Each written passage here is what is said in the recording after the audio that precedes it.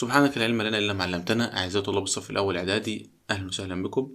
هنبدأ حل محافظة الإسكندرية، المحافظة الرابعة، محافظة مهمة جدا جدا. تعالوا بينا نبدأ.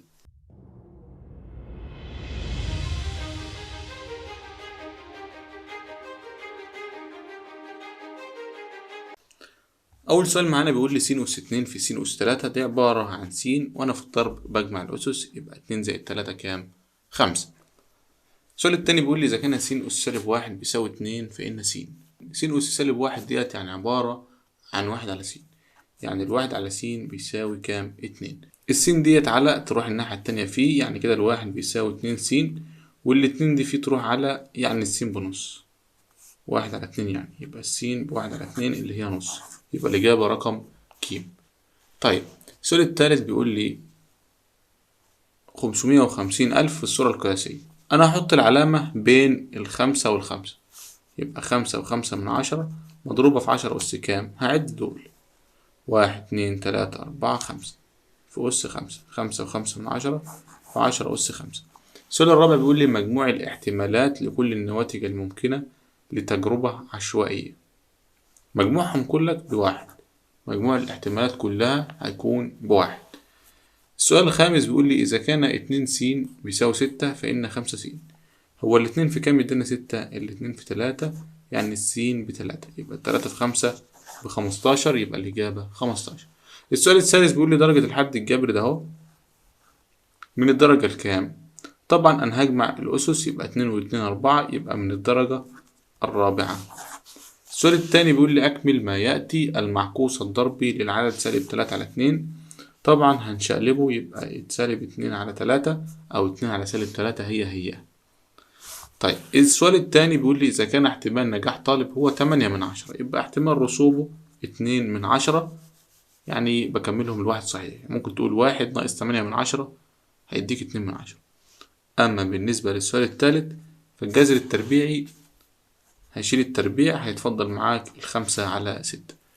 السؤال الرابع عايز الناتج بتاع المقدار دهوت. طبعا الأس الزوجي هيشيل السالب، يبقى 1 و2 تربيع ب4 ناقص 1/4، يبقى ربع ناقص ربع، يبقى الإجابة 0.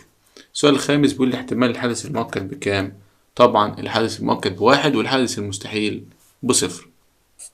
السؤال التالت بيقول لي أوجد مجموعة الحل في ن 2 س ناقص 1 بيساوي 5. الناقص بيعد الزائد، يبقى ال2 س بيساوي 5 و1 6، والفي بيروح على 6 على 2 يبقى فيها 3، يبقى الإجابة معاك 3. أما بالنسبة للرقم باء فديت موجب تعدي سالب، يبقى سالب 2 س أقل من أو يساوي 7 ناقص 3 كام؟ 4. دهيت فيه هتروح الناحية التانية على، يعني السين تبقى أكبر أو أصغر 4 على سالب 2 اللي هي سالب 2. ولكن لو تلاحظ إن أنا ديت كانت أصغر خليتها أكبر. ليه؟ أو سالب قدام السين وأنت السالب ده تقسم عليها، تمام، أو تضرب فيها مثلا، فأنت المفروض بتغير الإشارة بتاعة الأكبر بتخليها أصغر، والعكس لو هي أصغر بتخليها أكبر. في يعني مثلا، يعني أنت مثلا لو أنت عندك هنا سالب 5 س أكبر من 2، لو أنت قسمت هنا على سالب 5 دي وديتها الناحية التانية، فالمفروض أصلا السين تتحول من أكبر لإيه؟ لأصغر، و2 على سالب 5 اللي هي 2 على سالب 5 أو سالب 2 على 5. فخلي بالك لما تلاقي رقم قدام السين أو مضروب في السين زي ما أنت شايف كده، حاول إنك تخلي الأكبر تخليها أصغر والعكس. طيب نيجي نكمل الامتحان مع بعض. السؤال الرابع سؤال سهل خالص، بيقول لي إيه؟ اختصر لأبسط صورة. وفي الأسئلة بتاعت الاختصر وأوجد ناتج والكلام ده كله لابد من إنك تعمل الخطوات، والخطوات سهلة خالص. إحنا في الضرب بنجمع الأسس، يبقى 5 زائد سالب 4 اللي هي 1 على 2 أس سالب 3. إحنا في القسمة بنطرح الأسس، يعني 2 1 ناقص سالب 3، يعني سالب وراها سالب تبقى موجب، 1 زائد 3 4، يبقى 2 أس 4 اللي هي كام؟ اللي هي 16. أما بالنسبة للسؤال اللي رقم ب بيقول لي أوجد ناتج. المفروض إنك تحل الأسس الأول. 3 تربيع دي ب9، يعني 9 زائد 4 في 9. بعد كده تضرب الأول، 4 في 9 ب36، وبعد كده تجمع 36 زائد 9 تطلع الإجابة 45. وديت الدرس بتاع اللي هو الأقواس، وبعد كده الأسس، وبعد كده الضرب أو القسمة، وبعد كده الجمع أو الطرح. السؤال الخامس بيقول لي اختصر لأبسط صورة. احنا نفك دي الأول، الواحد وتلت دي نفكها، تحط المقام 3 والواحد في 3 ب3، 3 وواحد 4، يعني ديت 4 على 3 زائد 16 4 وال81 9 ناقص أي حاجة أس صفر بكام؟ بواحد. هنجمع الاتنين دولت، وليكن ممكن نجمعهم على الأقل ايه؟ الحاسبة.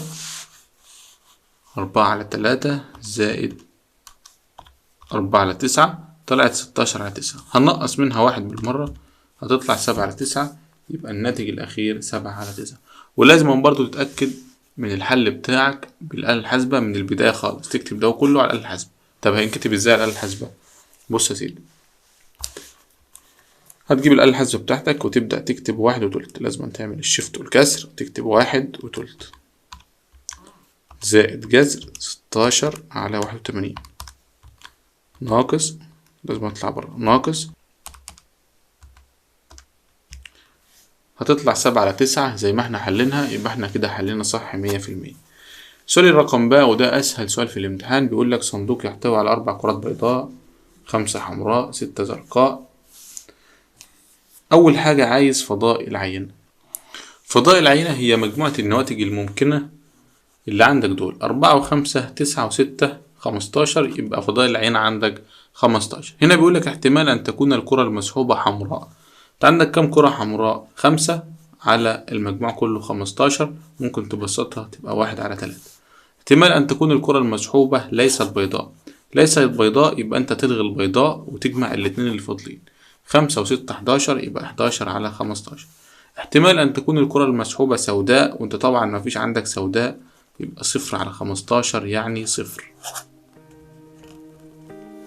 وبكده نكون حلينا المحافظة الرابعة، محافظة الإسكندرية. طبعا محافظة مهمة جدا جدا جدا. ما تنسوش تعملوا لايك للفيديو واشتراك للقناة، وانتظروا باقي حل كتاب الأضواء للصف الأول إعدادي. والسلام عليكم ورحمة الله وبركاته.